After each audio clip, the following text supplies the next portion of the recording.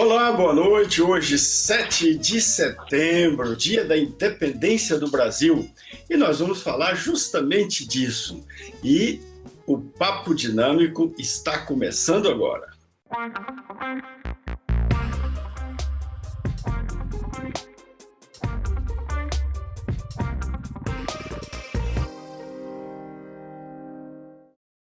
Olá, gente boa! Como já anunciamos, o Papo Dinâmico está no ar e hoje nós vamos falar justamente da independência do Brasil.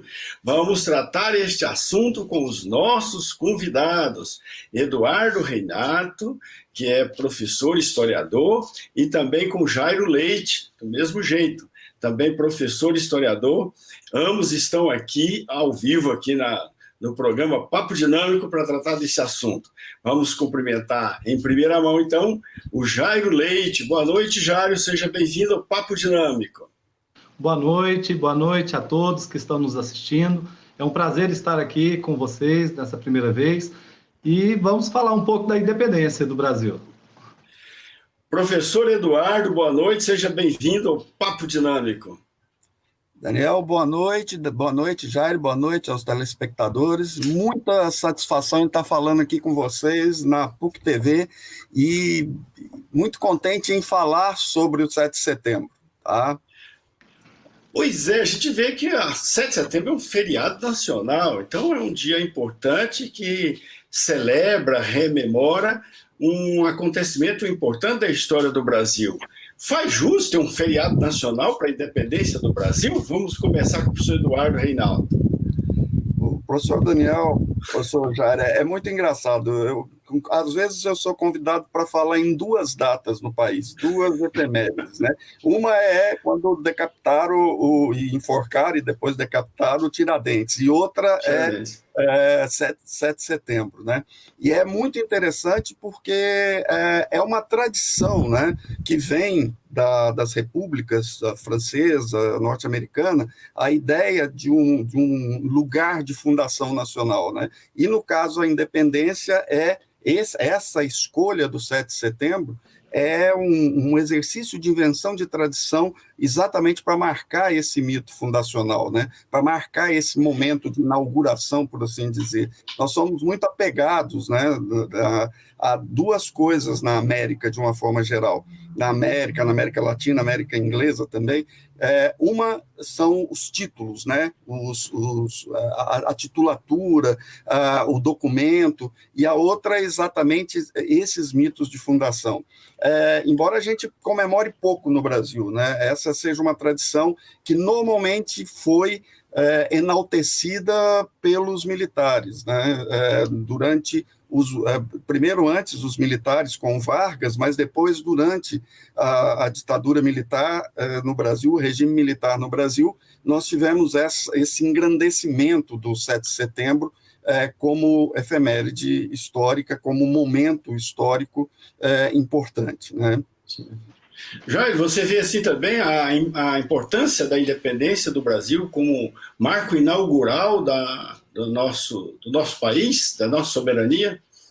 Sim, é muito importante que o professor Eduardo colocou desse mito, né, dessa transição que deixa de ser uma colônia, né, e passa a ter esse status de um império. E isso é muito importante, né? Corria-se o risco ali, por volta de 1821, 1822, de voltar a ser colônia, né? A metrópole, Portugal, e Brasil poderia voltar a ser com a volta tanto dos monarcas, né? De Dom João e Dom Pedro, a família em si. Então, as cortes portuguesas gostariam muito que continuasse aquele status quo, né? Anterior.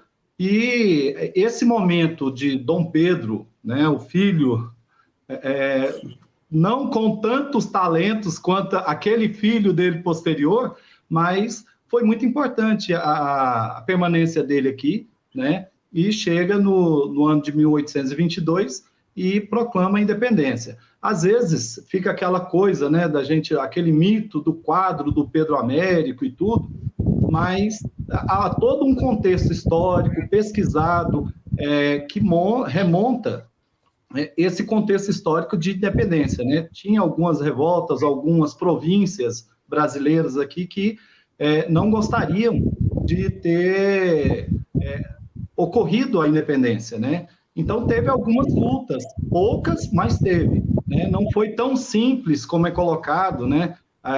O fato dele ter recebido a notícia, indo ali próximo ao Ipiranga, e depois o Pedro Américo romantiza aquele momento, ainda mais com os dragões da independência, né? Que só foram criados depois.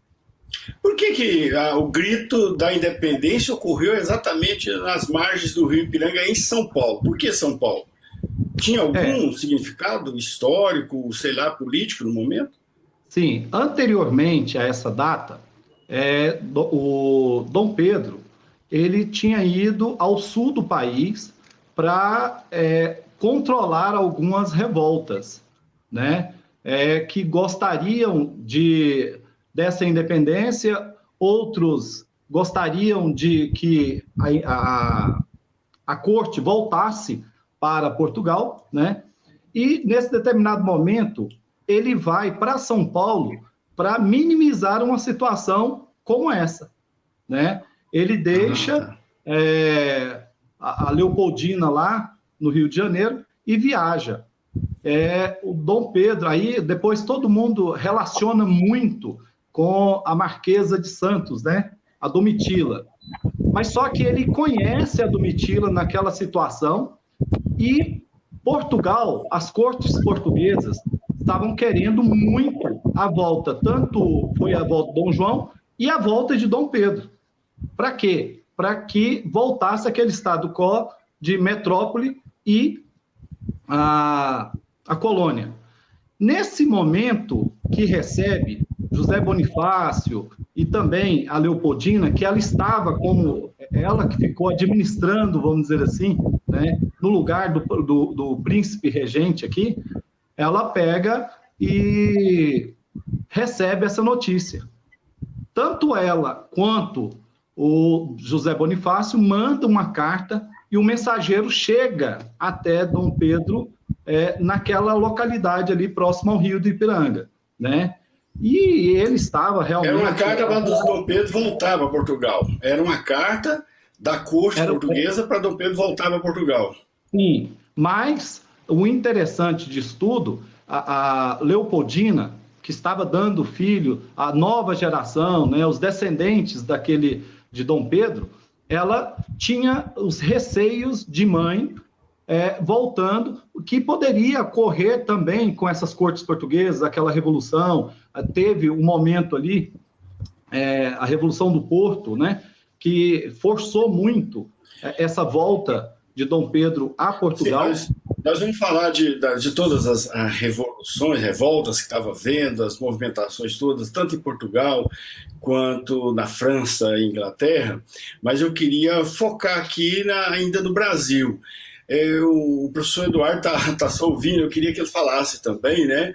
Por que esse grito ocorreu ali nas margens do Riacho Ipiranga, em São Paulo, do Rio Ipiranga, vamos dizer assim, é um rio, e quais forças, professor Eduardo, interagiam ou degladiavam nesse momento? Porque foi um processo, né? A independência não foi um grito de independência, foi todo um processo. Então, dentro desse processo, muitas forças, a gente viu aí o Jair já falando das cortes, né? Mas havia movimentos também nacionalistas, movimentos, eu não sei se poderia dizer o positivismo ali, os estudantes, estudiosos de Augusto Conde já estavam presentes nesse momento, mas eu queria saber que forças políticas e ideológicas se degladiavam, debatiam, disputavam espaço político e que levaram a esse grito da independência e depois, enfim, a implantação do Império Brasileiro. Professor Daniel, muito bom falar isso, porque é exatamente essa noção do processo que eu queria recuperar um pouco, né? O grito, se fosse hoje com internet, seria ao vivo e seria um barulho lascado, seria no Brasil inteiro, né? Mas naquela época, o grito teve pouco significado, enquanto se houve realmente um grito, e se foi o grito independência ou morte. Eu acredito até que as palavras tenham sido, pela tradição, pelo que se coletou, ele teria falado isso, até porque era comum. O Bolívar também, à mesma época, nós estamos falando de 1808, 1823, né? Nesse período, 1822 aqui no Brasil, sim, Bolívar também tinha como lema, né, pátria ou morte, né, em todo o processo. O próprio o argentino, né, o Miranda também, que foi anterior ao Bolívar, mas voltar a uma coisa importantíssima no Brasil, que foi a transferência da corte portuguesa em 1808. É aí que se inicia o processo, que é o que a Maria Odila, a professora Maria Odila da USP, ela chama de a interiorização da metrópole. É o único caso, pelo menos que eu me lembre agora, em que uma metrópole sai da sua sede e vem para uma área colonial. Consequentemente, por quê? Porque estava pensando num grande império. Existe todo o mito de uma utopia que vem desde o Padre Vieira, que é a ideia do quinto poderoso império, que Portugal deveria exercer essa ação pela lógica do domínio do Atlântico, e o Brasil seria a sede para continuar dominando a China, Macau, para continuar com as suas possessões na África e manter a colonização no Brasil e manter efetivamente o Brasil enquanto a pedra do diamante bruto que era o Brasil. A segundo momento, eu acho que é o momento da elevação ao Reino Unido. Ali está a ideia, ali está a consolidação do que vem a ser aquilo que Dom Pedro, inclusive outros setores ligados a portugueses e também brasileiros, vão configurar como um império brasílico. Então, quando se eleva o Brasil à categoria de Reino Unido, deixa de ser colônia. Enquanto isso, em Portugal, a descaracterização total. Por isso, a revolução, e se fala em revolução nesse momento, de independência, não acontece no Brasil. Ela acontece exatamente em Portugal. É como se fosse, no dizer do Kenneth Maxwell, uma espécie de contra-revolução. Né? Na verdade, a independência é muito mais uma ideia de uma contra-revolução para manter a unidade desse império, desse imenso império português. E a Revolução Constitucionalista Liberal do Porto, ela veio a agilizar esse processo e fazer com que Dom Pedro, então, assumisse um papel de dinamismo, um papel de proeminência nesse processo de separação, mas ainda chamando para si e mantendo a ideia de unidade. Quer dizer, com Dom Pedro haveria a possibilidade da dinastia de Bragança continuar. Né? Mesmo que Dom João VI voltasse, fosse morto ou fosse preso, continuaria, e a sede do Brasil era mais importante, porque estava de frente para a África, estava na passagem do Oriente todo para chegar na Europa.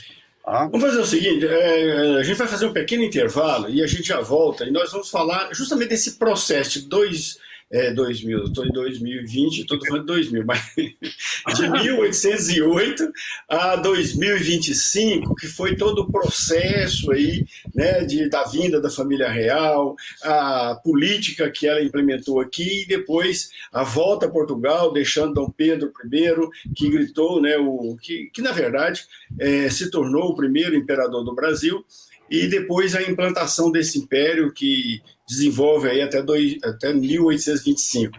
Daqui a pouco a gente volta.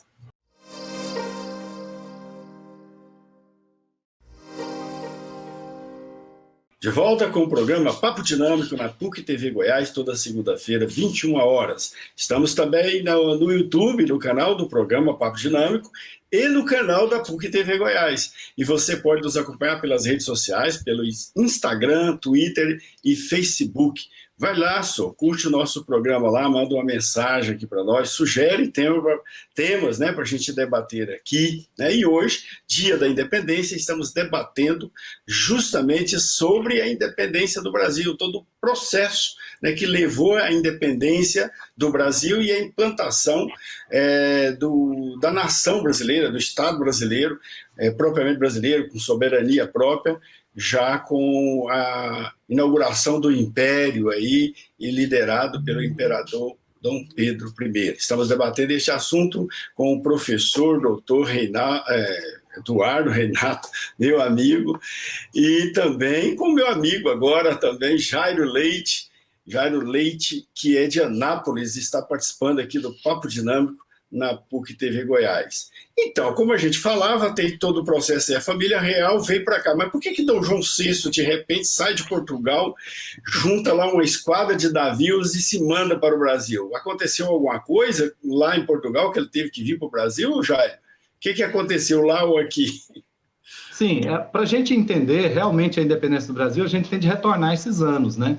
E ali antes, em 1806, 1807, aí Napoleão já tem um domínio muito grande. Napoleão, né? Que era o líder lá na França, né? E estava implantando o Império Francês na Europa. Isso, e ele queria avançar, vamos dizer assim, né? E ali na Áustria nós tínhamos o Francisco, né? Francisco, ele pega, era uma família nobre, ele tinha todo... essa monarquia era tradicional na Áustria. Então, Napoleão começa a avançar, né? E Napoleão, ele assina um contrato com a Espanha para poder passar pela Espanha e invadir Portugal, né? E qual seria o benefício da Espanha? Pegar um pedaço de Portugal. E quando ficaram sabendo, Dom João, né, eles se organizam, a Inglaterra também assina um contrato sigiloso ali com Portugal, a fuga, vamos dizer assim, da família, seria uma fuga, mas a saída, né, essa transferência da família real para a colônia brasileira, né, a colônia Brasil. Então, se organiza, ele sai no final do ano de 1807, né, e vem com vários navios. Vieram muitas pessoas, né? Os ministros, os empregados, a família mesmo, a corte. Então, chega aqui no Brasil, logo no início do ano de 1808. Então, foi muito interessante essa vinda dessa família. Ela corria realmente desse momento aonde estava avançando as tropas napoleônicas, né? E a Inglaterra deu suporte para, inclusive, nos navios portugueses, a esquadra portuguesa veio também escoltado com navios ingleses, né? E chega aqui no Brasil. Vieram dois grupos, vamos dizer assim, eles se separam no Oceano Atlântico e chega primeiro em Salvador e depois chega no Rio de Janeiro. Lá em Salvador, ele faz a abertura dos portos, né? E depois... vamos dizer assim, registra no Rio de Janeiro. Mas depois ele chega, desce para o Rio de Janeiro, né, e começa a... Não tinha nada estruturado, não tinha aqui uma estrutura para acolher essa quantidade enorme de pessoas, e muito menos essa família real, aonde muitos ali colocaram, né, na porta, os empregados colocaram nas portas ali de casas que eles achavam que poderiam acolher, né, esse quantitativo de pessoas, colocava o príncipe regente, né, nas portas. Então, começaram a ocupar tanto quartéis quanto conventos, casas, né, grandes. Tinha um comerciante que tinha uma casa muito grande, aonde o rei ficou. E, posteriormente, o benefício dessa vinda dessa família real, da corte portuguesa, foi muito interessante, porque começou a trazer um pouco de cultura, né? Foi instalado algumas instituições aqui no Brasil, né? A Biblioteca Real Portuguesa veio também, que ela veio um grande quantitativo, depois veio um pouco mais, né? Então, para o Brasil, nesse momento, ela estava fugindo desse momento militar que era ocasionado por as tropas napoleônicas. Então, chega aqui no Brasil e lá em Portugal, é importante a gente colocar que eles ficaram em batalha. O general francês que ficou, ele ficou até um bom tempo.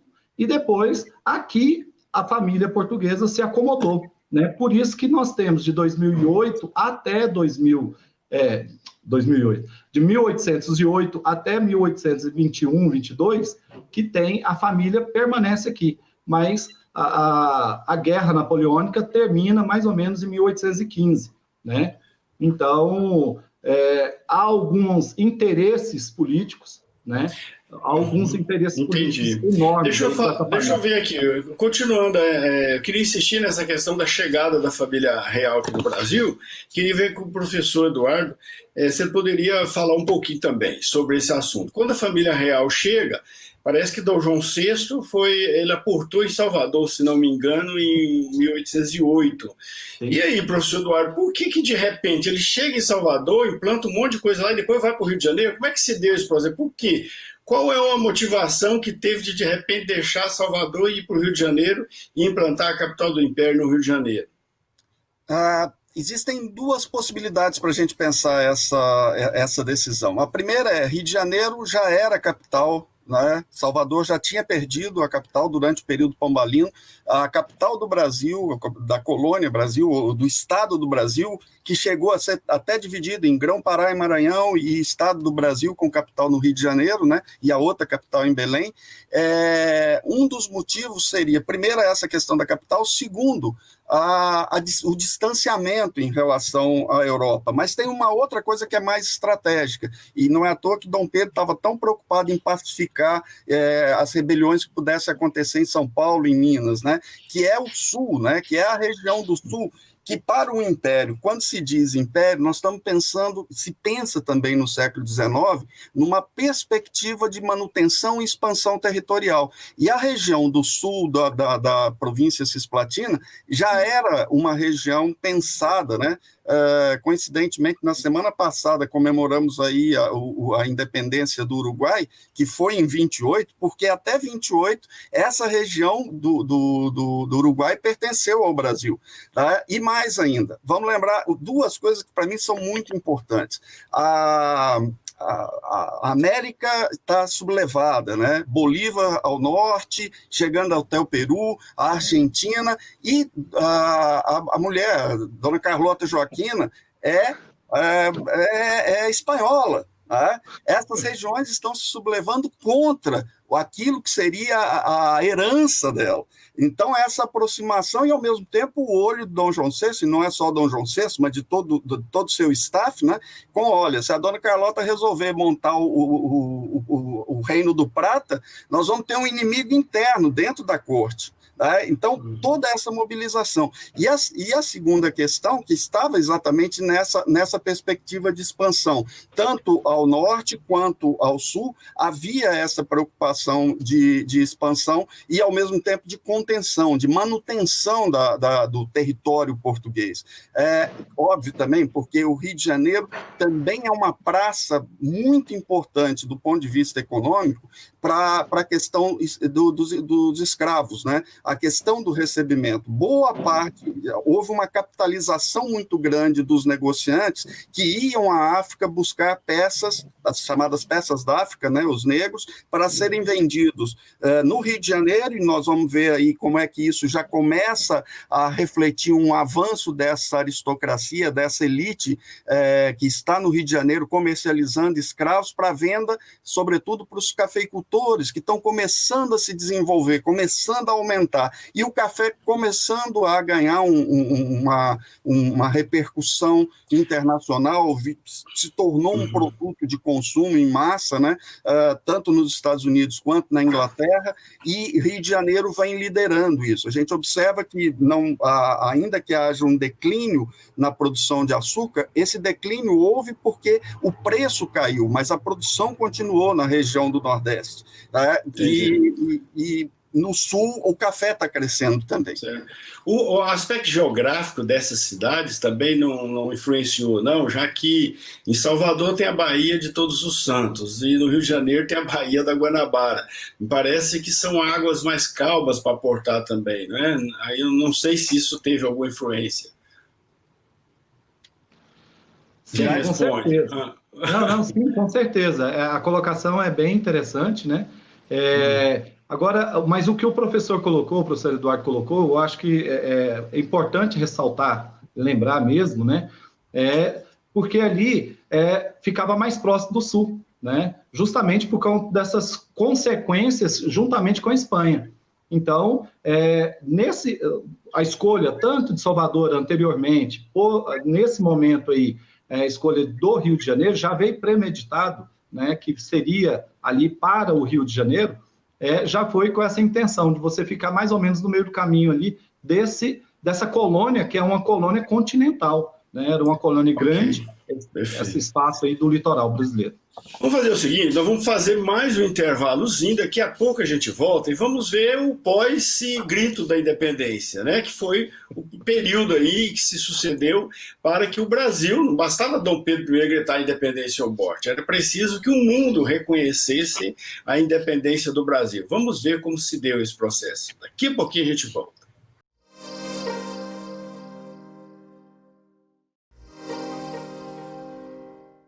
De volta com o programa Papo Dinâmico na PUC TV Goiás. Você pode sempre, você já sabe, nos acompanhar pelas redes sociais, pelo Facebook, Instagram, Twitter, no perfil do programa Papo Dinâmico. E os nossos programas estão disponíveis para você assistir no YouTube. Lá tem centenas de programas lá que você pode baixar, né, compartilhar e pode assistir também diretamente no canal do programa Papo Dinâmico e da PUC TV Goiás. Hoje, dia da independência, estamos falando de independência do Brasil com o professor Eduardo Reinato, professor, doutor do mestrado e doutorado, se não me engano, de mestrado de História da PUC Goiás e mestrado e doutorado também na UFG, né, professor Eduardo? E também com Jairo Leite, que ele é, se não me engano, coordenador do Museu de História, né? Deixa eu ver aqui, pegar uma colinha aqui para andar rápido aqui, porque o currículo deles é muito grande, então não dá para ler tudo, não, porque demora demais. Né? Gastaríamos um programa só para falar.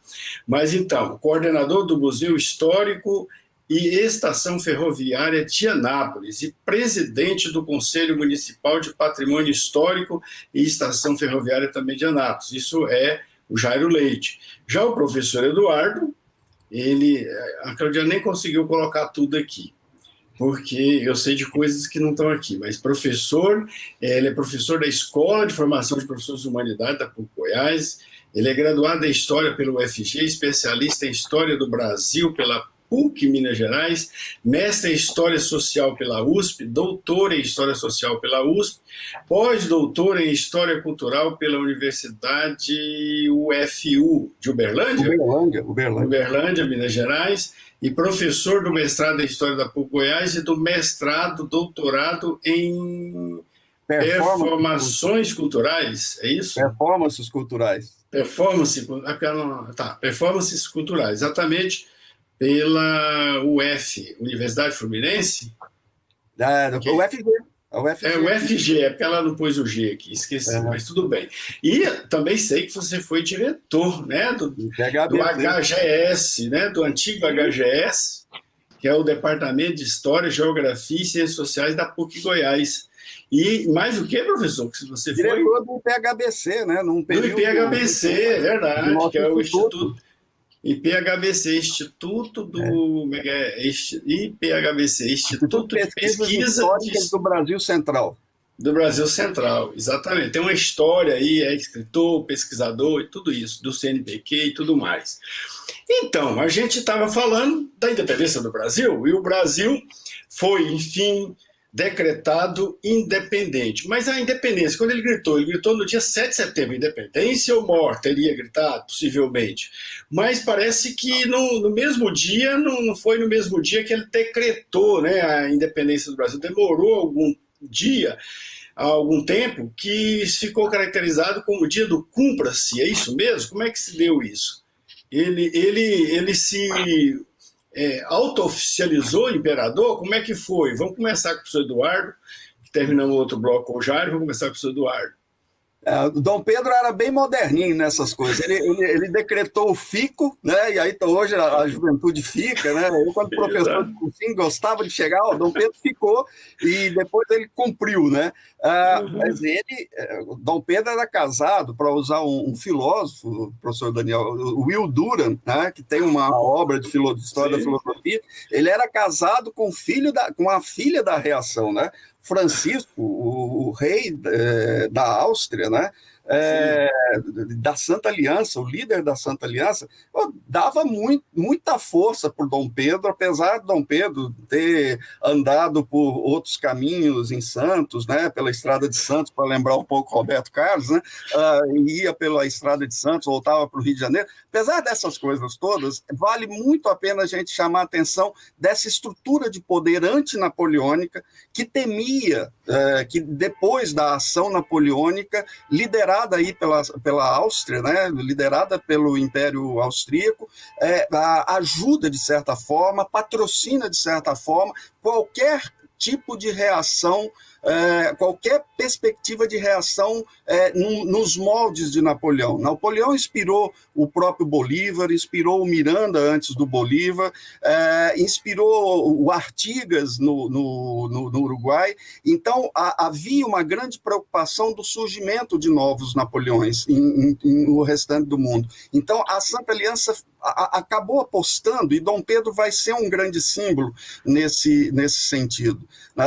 E, ao mesmo tempo, a ideia de império, a ideia de reino, a ideia de criação de uma possibilidade de unidade, porque a tendência descentralizadora do país era muito forte. As forças, né, descentralizadoras eram muito fortes nas capitanias, depois, posteriormente, transformadas em províncias, né? Pois é, quando, enfim, foi decretado aí a independência do Brasil, o Brasil ainda, quer dizer, havia muitas forças que defendiam a independência do Brasil, mas havia muitas forças ligadas à corte portuguesa, inclusive o exército também, se não me engano, instalado nas diferentes regiões do Brasil, era um exército português. Como é que Dom Pedro I agiu para finalmente, né, fazer com que as forças militares brasileiras pudessem defender as cores brasileiras, enfim, defender o Brasil? Se não me engano, Dom Pedro I ajudou, inclusive, na redação do hino da independência. Não sei se vocês podem confirmar isso, mas então, parece que ele fez muita coisa nesse sentido para as pessoas do Brasil sentir que, de fato, o Brasil era um país independente, né? Quais ações e como é que ele fez, principalmente, para debelar essas reações portuguesas que ainda vigiam ou existiam dentro do Brasil? Vamos lá com o Jairo agora. Isso. Dentro desse cumpra-se, né, ficou interessante porque o Dom Pedro, ele determina que todas as ordens enviadas por Portugal deveria passar por ele. Então, a partir do momento que ele falava, isso aqui pode, isso aqui não pode, né, mas só que o Brasil, nesse momento aí, em 1822, já estava tendo um problema de relações, as relações ficaram estremecidas, né? Então, teve uma resistência aqui no Brasil. E Portugal começa a mandar mais tropas portuguesas para cá, né? E teve essa dificuldade. Então, a gente vai percebendo essa vontade, né, de permanência aqui. Ele não queria voltar. Jair, eu li um registro histórico que o exército brasileiro expulsou o exército português que ainda remanescia ali em Pernambuco. Esse episódio foi o último aí de combate ao exército português, foi um deles. Por que registra justamente desde de Pernambuco? É porque ele é simbólico no sentido de ser a última resistência portuguesa? Teve Pernambuco, Maranhão, Bahia, teve algumas resistências, né? Mas os nordestinos ali a corte portuguesa tinha uma influência muito grande nesses estados, nessas províncias, né? Tinha uma influência muito grande. Então, tinha uma resistência portuguesa em termos ao Dom Pedro, né? A permanência dele aqui e essa independência. Agora, sim, quando o professor coloca aí o Império Austríaco, o Sacrosanto, né? É importante a gente perceber o tanto que esse império ele era tão importante, né? Francisco, com suas filhas, faziam ali a corte, vamos dizer assim, o matrimônio com grandes líderes, grandes príncipes, né? E, por incrível que pareça, Dom Pedro I, ele concunhado de Napoleão Bonaparte. Olha só que interessante, né? Quando a gente fala isso em sala de aula, os alunos até assustam. No geral, nessa época, né? Porque um príncipe casava com a princesa de outro rei. Sim, mas isso na Europa era normal. Isso na Europa era normal. Então, né? agora olha só, a Leopoldina, quando ela está aqui, ela tem essa visão, se ela voltar, poderia ter uma revolta, aparecer mais um novo imperador que poderia derrubar essa família, né? No caso nosso aqui, seria os Bragança. Aí ela tem influência, junto com José Bonifácio, vamos colocar assim, de orientar, né? E na insistência, as decisões de Dom Pedro. Porque Dom Pedro, ele não era um intelectual como o filho dele, posterior, né, Dom Pedro II. Ele era um homem que pegava firme, ele tinha um bom relacionamento com as pessoas, os brasileiros nas ruas, pessoas de classe mais de classes baixas, vamos dizer assim, mas ele não era um homem conhecedor da ciência, como a sua esposa, que veio, né, ela era uma pessoa preparada, e ela era uma mulher que ela foi preparada para ser mulher de um grande líder. Ela era uma grande líder. Então... Deixa eu perguntar também ao professor Eduardo. Professor Eduardo, por que os Estados Unidos, parece, se não me engano, o primeiro país que reconheceu a independência do Brasil, reconheceu o Brasil como Estado soberano? Por que isso aconteceu, se eu estou certo, que os Estados Unidos foram o primeiro país a fazer esse reconhecimento? Já vigorava a partir de 23, começa a vigorar a partir de 23 a doutrina da América para os americanos. Tá? E esse é o ponto central, não europeus mais aqui. Esse é porque a eventualidade de aproximação, fosse no Brasil, fosse no México, que era ainda mais próximo, né, da presença da Santa Aliança na região, poderia ser caótico para a manutenção, não só do projeto de manutenção do Estado americano, né, dos Estados Unidos, chamados Estados Unidos, como também do futuro da ideia que se tinha do ponto de vista de expansão. Então, a lógica era, quanto menos próximo as forças da Santa Aliança estiverem, e ainda que Dom Pedro fosse casado com a filha do criador da Santa Aliança, primeiro ele estava longe, segundo era uma forma de manter a América para os americanos, né?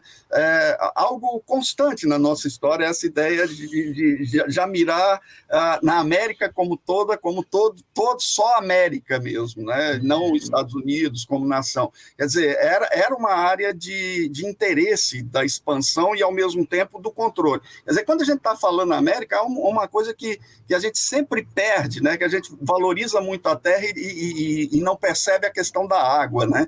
Que é a questão do mar. A questão é que os Estados Unidos estão competindo muito proximamente, começando a expandir comercialmente para essa região do Atlântico. O Atlântico e de certa forma o padre Antônio Vieira teve vamos dizer, uma vidência, né, ao falar, ora, o Atlântico, quem dominar o Atlântico vai ser a grande nação do século XIX. Foi o que aconteceu com a Inglaterra, foi o que aconteceu na passagem do 19 para o 20 com os Estados Unidos. Né? Então, o Atlântico passou a ser a chave, né, do desenvolvimento geopolítico e do desenvolvimento econômico-social da época. E os Estados Unidos conseguiram visualizar isso.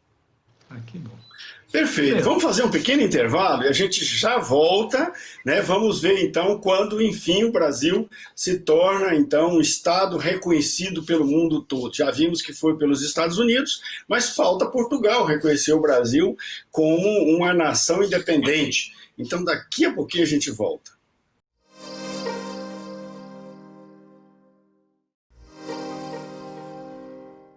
De volta com o programa Papo Dinâmico na PUC TV Goiás. Vai lá nas redes sociais, no Facebook, no Instagram, no Twitter e curte o nosso programa, manda sua mensagem para nós, sugira temas para debater aqui. Também nos acompanhe no YouTube, temos lá o canal da PUC TV Goiás com este programa e todos os outros programas disponíveis para você assistir, baixar e compartilhar com seus amigos.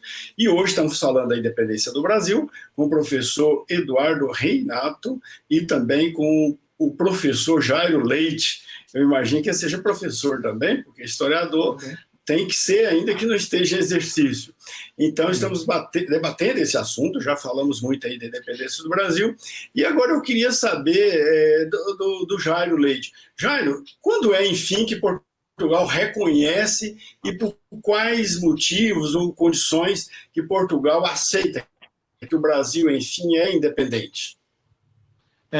Olha só, logo depois do grito da independência, o Dom Pedro é aclamado aqui no Brasil como imperador, no dia 12 de outubro de 1822, né? E ele é coroado no dia 1º de dezembro, né? Só que o que a gente estava falando no bloco anterior, é que teve alguns ainda revoltosos que não estavam querendo essa situação, né? E ela se estica de 1822 até 1824. Então, nós temos ali Bahia, temos Maranhão, temos Pernambuco.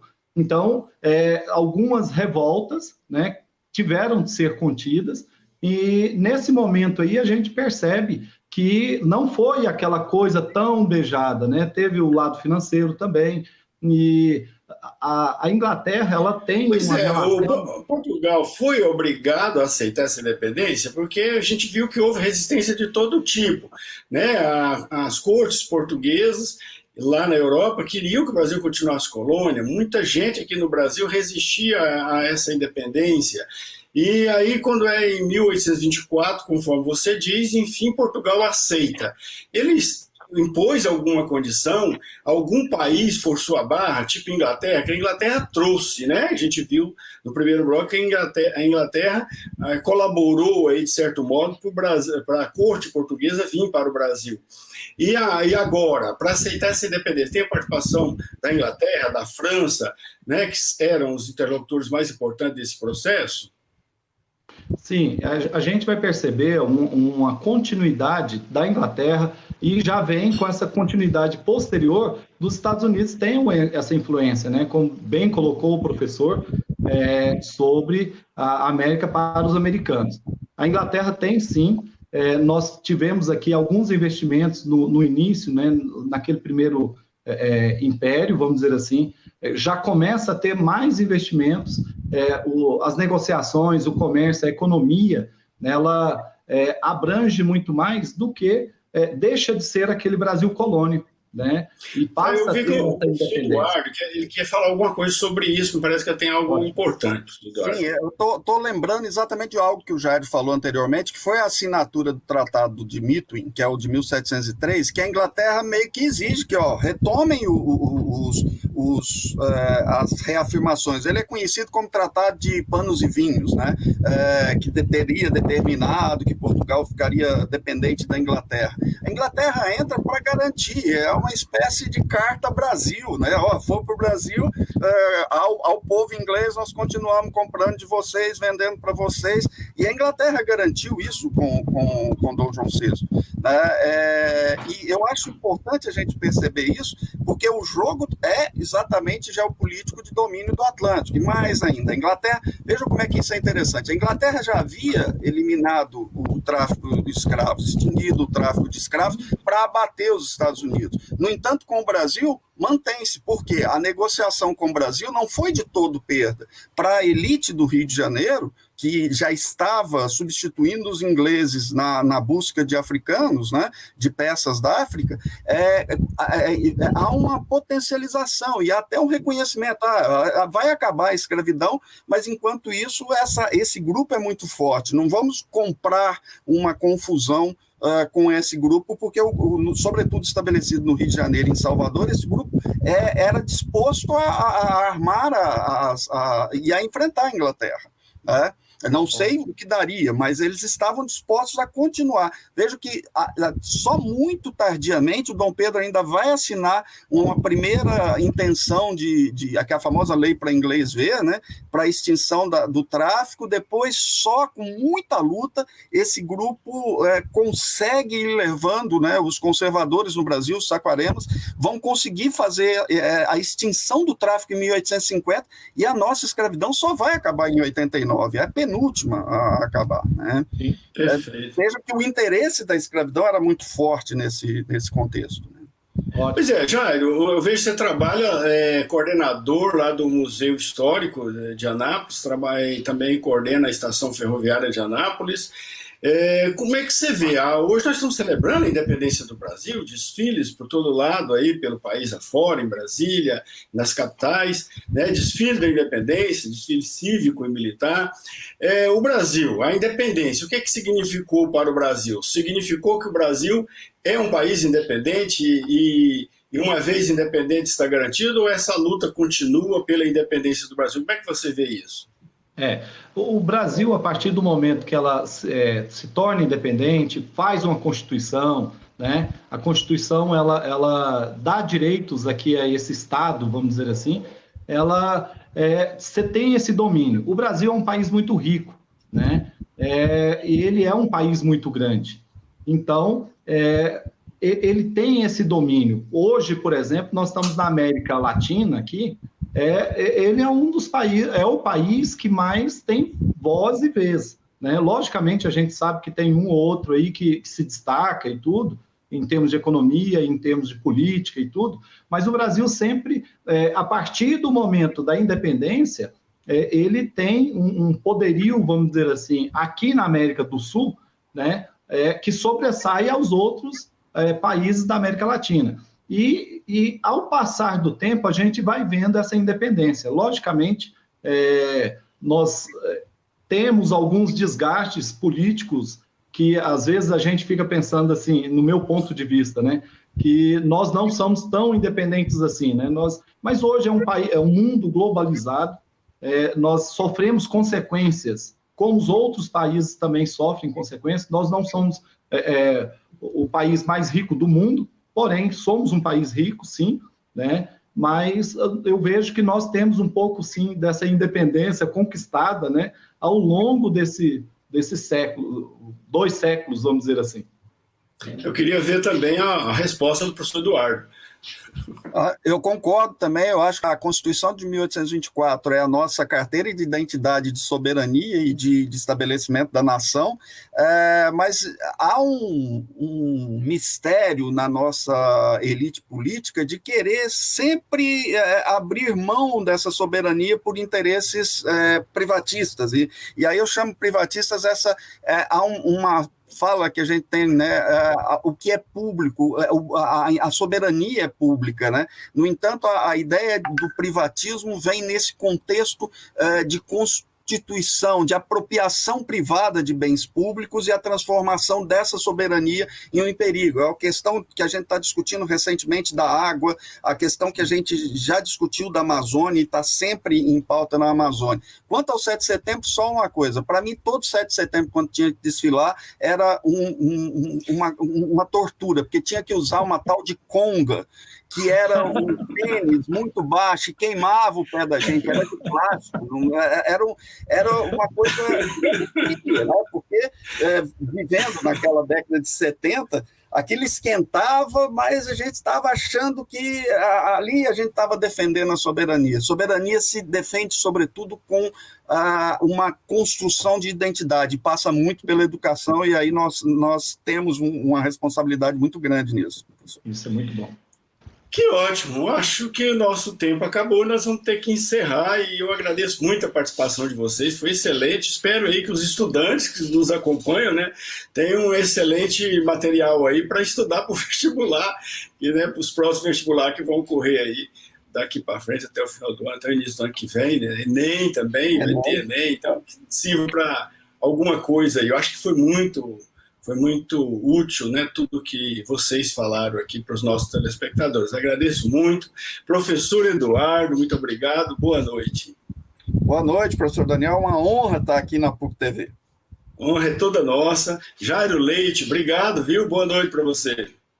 Obrigado, professor. Obrigado, professor Eduardo, por estar participando com vocês, né? Só lembrando, professor Eduardo, que ele usou conga. Eu usei, a minha época no início foi quichute. Quichute, eu lembrei do quichute. O quichute era mais confortável que a conga. Eu usei os dois. Então, meus telespectadores que nos acompanharam durante esse programa, nosso abraço, muito obrigado pela audiência, até a próxima.